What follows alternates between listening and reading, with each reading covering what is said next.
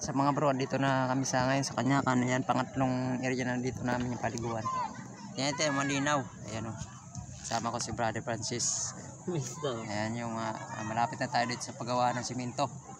Ayan, shoutout sa lahat ng naliligo ngayon sa buong Kanyakan. Ayan, mag-iingat ang lahat sa kung saan kayo mandako ng Pilipinas. So ngayon, araw ng Biyernes, paggunita ng ating pagkauli ng ating Panginoong Kristo para iligtas tayo sa kasalanan.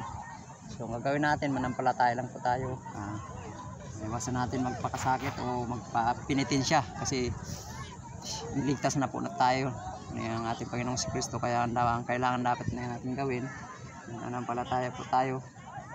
Huwag na natin saktan yung ating sarili o magpapako sa krus o sa anuman o saktan yung ating katawan dahil lang pag sinaktan yung ating katawan sa pamaniwala ng ating mga kapatiran, yun daw yung magabawa sa kasalanan. So maging tandaan na isa lang yung maliligtas natin.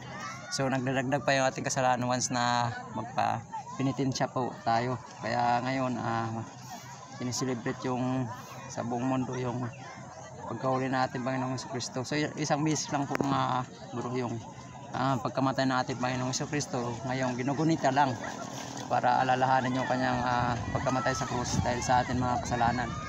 Kaya ang dapat natin gawin, magpuri po tayo sa kanya dahil niligtas po tayo sa kasalanan. So ngayon dito yung mga tao nagsiselebrate na nagliligo, pero hindi natin yan sa bawat puso ng bawat isa. Ikaw lang naman Kristo sa aming puso. So ngayon magliligo muna kami.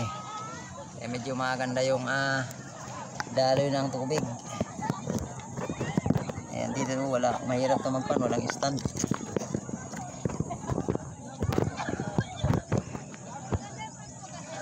Ayan, malaglag.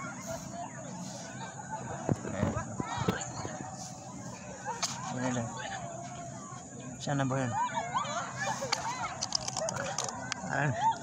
Parang nagsisilip tayo ng pana. Ayun, nakasentro na. Walang tabi ng araw. Walang hangin. Malamig, no? Oh, malamig. Hindi, kasi galing ka sa mainit.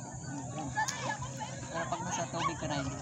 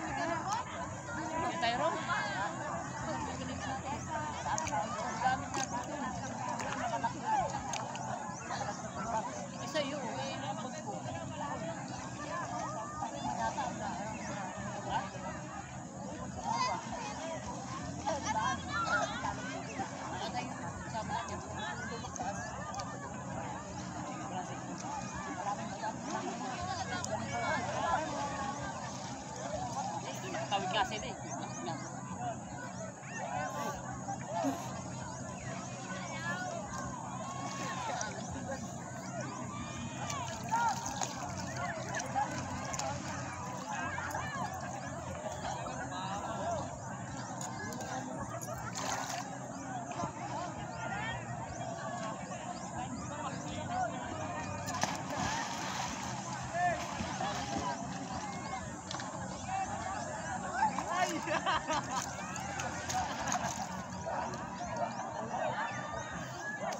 Ayan mga bro, maganda yung tubig, malamig.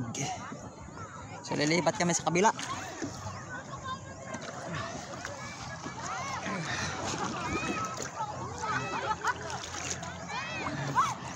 Ayan.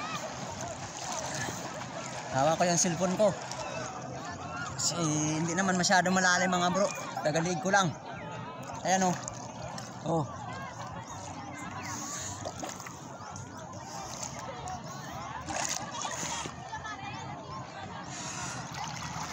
So ayan. Shout out sa atin dyan mga kapatiran. Sa Jesus Christ the Mighty Warriors, EJ, ayan. Kung saan kayo lahat. Kung saan kayo ngayon, liligo. Sila pastor, kung sa Balipison man sila. At kayo dyan. Dito na kami sa tawiran, dito sa kabila. Dito yon dumadaloy na tubig.